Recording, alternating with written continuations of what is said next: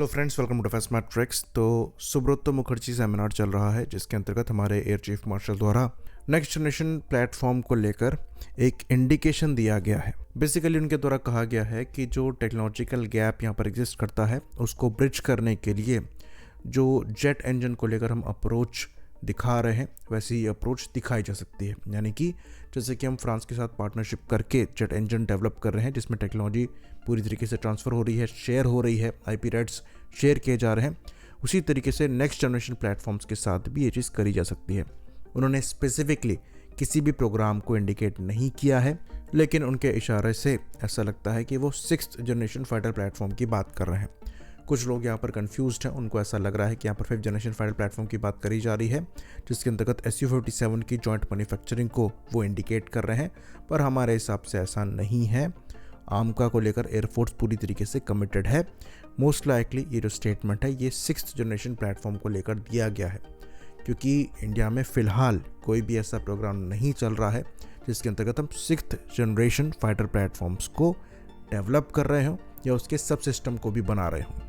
बाकी जहाँ तक रही बात जो टेक्नोलॉजिकल गैप है प्रेजेंट का उसको फिलअप करने की, तो उसको लेकर स्टॉप गैप की तरफ हम आगे बढ़ सकते हैं जिसके अंतर्गत Su-57 या फिर F-35 में से एक चॉइस बनाया जा सकता है, पर वो एक डिफरेंट अप्रोच है और उसमें हम टेक्नोलॉजी सीख भी नहीं कर रहे हैं, तो वहाँ पर जॉइंट डेवलपमेंट का सवाल ही नहीं उठता क्योंकि ये ऑलरेडी डेवलप्ड प्रोग्राम है। तो अब इस चीज़ को लेकर भी एक तरीके से कंट्रोवर्सी उठ सकती है, ऐसा नज़र आ रहा है, पर हमारे व्यूज़ इसमें थोड़े डिफरेंट हैं। तो पहले हम ये समझने की कोशिश करते हैं कि एयर चीफ मार्शल यहाँ पर कहना क्या चाह रहे हैं, उसके बाद हम यहाँ पर ये चीज़ समझने की कोशिश करेंगे कि ये कितना फीजिबल है। तो एक तरीके से 6th जनरेशन प्रोग्राम को लेकर पार्टनरशिप की बात करी जा रही है। तो ये चीज़ हम जानते हैं कि अभी मल्टीपल प्रोजेक्ट्स हमारे ऑनगोइंग हैं जिसमें 4.5 जन तेजस मार्क 2 हम डेवलप कर रहे हैं, 5th जन आमका डेवलप कर रहे हैं, बाकी तेजस मार्क 1 का प्रोडक्शन हम कर ही रहे हैं। तो देखा जाए तो सफिशिएंट वर्क हमने अंडरटेक किया हुआ है। आमका प्रोग्राम खुद हमारा करीबन 10 साल लगाएगा एग्जीक्यूट होने में, तो 2035 से पहले आपको ये प्लेटफॉर्म नहीं मिलेगा। उसके बाद आमका मार्क 2 इससे भी एडवांस होगा, तो एक तरीके से आपके पास सफिशिएंट प्रोजेक्ट्स हैं। बाकी तेजस मार्क 2 आपका अभी से ही चल रहा है। तो 6th generation fighter platform project में अगर हम आगे बढ़ते हैं तो जो ऑलरेडी डिलेड प्रोजेक्ट्स हैं उनमें फर्दर डिले हो सकती है। तो काम भी हमें उतना ही हाथ में लेना चाहिए जितना हम एग्जीक्यूट कर पाएँ, क्योंकि अभी नेवी का TEDBF प्रोग्राम भी ऑनगोइंग ही है, वो ख़त्म नहीं हुआ है। वहीं पर समय की जो मांग है उसके हिसाब से 6th जनरेशन प्लेटफॉर्म पर हमें काम करना शुरू कर देना चाहिए था, और आमका जो कि आज से 10 साल बाद आ रहा है वो 5th जनरेशन के बजाय एक्चुअल में 6th जनरेशन ही होना चाहिए था। क्योंकि अगर आप US और चाइना को देखेंगे तो उनके जो 6th जनरेशन प्लेटफॉर्म्स हैं वो आज फ्लाई कर रहे हैं, तो आने वाले 10 साल में वो सर्विस में इंडक्ट हो चुके होंगे और हमारे अगेंस्ट में डिप्लॉयड भी होंगे। तो ACM एक प्रैक्टिकल अप्रोच को सजेस्ट कर रहे हैं।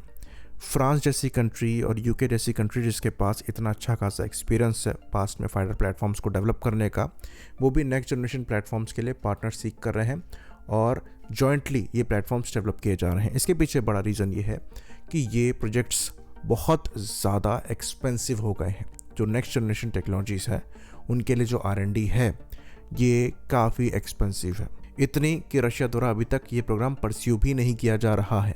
वहीं पर चाइना और US की ही इकॉनमी सपोर्ट करती है ऐसे प्रोजेक्ट्स को अंडरटेक करने के लिए और इतनी एक्सपेंसिव इन्वेस्टमेंट के लिए। इवन जापान तक ने अपना 5th जनरेशन प्रोग्राम छोड़कर जो वहाँ से गेन किया है उसको जॉइंटली GCAP प्रोग्राम में इन्वेस्ट करने का प्लान किया है, क्योंकि नेक्स्ट जनरेशन फाइटर प्लेटफॉर्म एक तरीके से अकेले फीसिबल इन कंट्रीज़ द्वारा नहीं देखे जा रहे हैं और एयर चीफ मार्शल भी इसी चीज़ की तरफ इंडिकेट कर रहे हैं। अब यहाँ पर कुछ लोगों का आर्ग्यूमेंट रहेगा कि हमको पूरी तरीके से आत्मनिर्भर होना है तो अकेले ही सब कुछ करना चाहिए, अब हम 6th जनरेशन प्रोग्राम में इन्वेस्ट करेंगे तो अच्छा खासा पैसा चला जाएगा, फिर हम अपने डोमेस्टिक प्रोग्राम के लिए पैसा नहीं बचा पाएंगे। तो ये सब आर्ग्यूमेंट करना बहुत अर्ली होगा। इवन अभी समय कुछ स्टेटमेंट दिखाई दे रहे हैं जहाँ पर एयर चीफ मार्शल के लिए ये तक कहा जा रहा है कि ये आत्मनिर्भरता के अगेंस्ट में है, ये सब कुछ इम्पोर्ट करना चाहते हैं, जबकि पॉइंट उन्होंने बहुत प्रैक्टिकल रखा है। अब UK और फ्रांस जैसी जो कंट्री हैं वो अपने आप में 6th जनरेशन प्लेटफॉर्म्स को डेवलप कर सकती हैं, लेकिन उन्हें पता है कि ये फीसिबल नहीं है, क्योंकि टेक्नोलॉजी बहुत ज़्यादा एक्सपेंसिव हो चुकी है। साथ में ये इतनी ब्रॉड हो चुकी है कि पार्टनर्स के साथ वर्क डिवाइड करने पर आप प्रोग्राम को जल्दी एग्जीक्यूट कर सकते हैं, अदरवाइज़ यहाँ पर समय ज़्यादा लग सकता है। तो ये पॉजिटिव एस्पेक्ट्स तो हैं, पर नेगेटिव एस्पेक्ट्स भी यहाँ पर हैं। और सबसे पहला नेगेटिव एस्पेक्ट ये है कि जब मल्टीपल कंट्रीज़ काम करती हैं तो वर्क शेयर को लेकर, फंड्स को लेकर इश्यूज़ आ जाते हैं।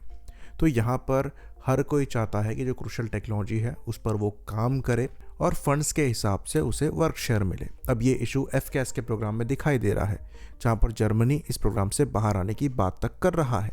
साथ में इसमें ये इंश्योर कर पाना कि कंप्लीट टेक्नोलॉजीज़ भी यहाँ पर शेयर करी जाएँ और मैन्युफैक्चरिंग को लेकर भी एक एग्रीमेंट बन पाए कि अगर हम पूरा एयरक्राफ्ट इंडिया में मैन्युफैक्चर करना चाहते हैं या कोई कंट्री अपनी कंट्री में मैन्युफैक्चर करना चाहती हैं तो क्या वो फीसिबल होगा।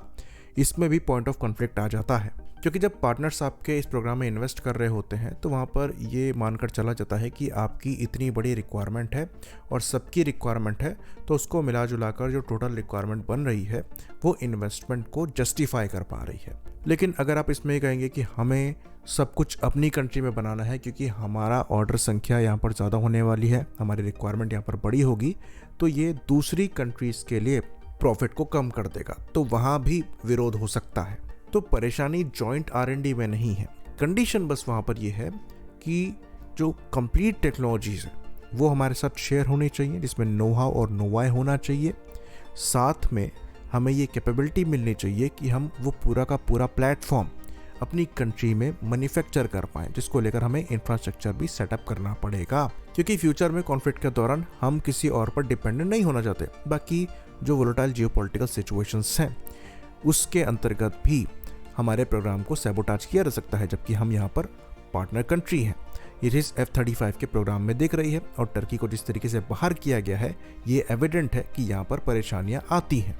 तो ऐसे प्रोग्राम्स में R&D से ज़्यादा परेशानी आती है अग्रीमेंट्स में, जिसमें आप सबसे ज़्यादा समय वेस्ट करते हैं, और ये चीज़ FCAS और GCAP जैसे प्रोग्राम्स पर दिखाई दे रही है, जहाँ यही तय किया जा रहा है कि कौन कितना वर्क शेयर लेगा, कौन कितना फंड करेगा, और इन चक्करों में जो प्रोग्रेस है वो स्लो हो रखी है। वहीं पर F-35 भी कोई बहुत अच्छा एग्जाम्पल नहीं है, जहाँ पर सबसे ज़्यादा इन्वेस्टमेंट USA ने करी है, जिसकी वजह से पूरा कंट्रोल वो लेकर बैठे हुए हैं।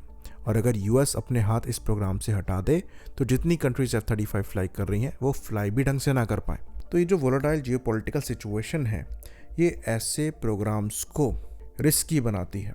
तो अगर हम इंडिया के जेट इंजन मॉडल को लेकर चलें तो हम फ्रांस के साथ मिलकर जो जेट इंजन बना रहे हैं उसमें अच्छी खासी इन्वेस्टमेंट कर रहे हैं, लेकिन वहाँ पर हमें जॉइंट IP मिलने वाला है, कंप्लीट नो हाउ और नो वाई मिलने वाला है, इंफ्रास्ट्रक्चर मिलने वाला है, जिसकी वजह से ये इंजन हम इंडिया में बनाएंगे और इन इंजन्स पर पूरा कंट्रोल हमारा रहेगा। कल को फ्रांस के साथ रिलेशन इस इंजन के डेवलपमेंट के बाद ख़राब भी होते हैं, तब भी ये इंजन हम ऑपरेट कर रहे होंगे।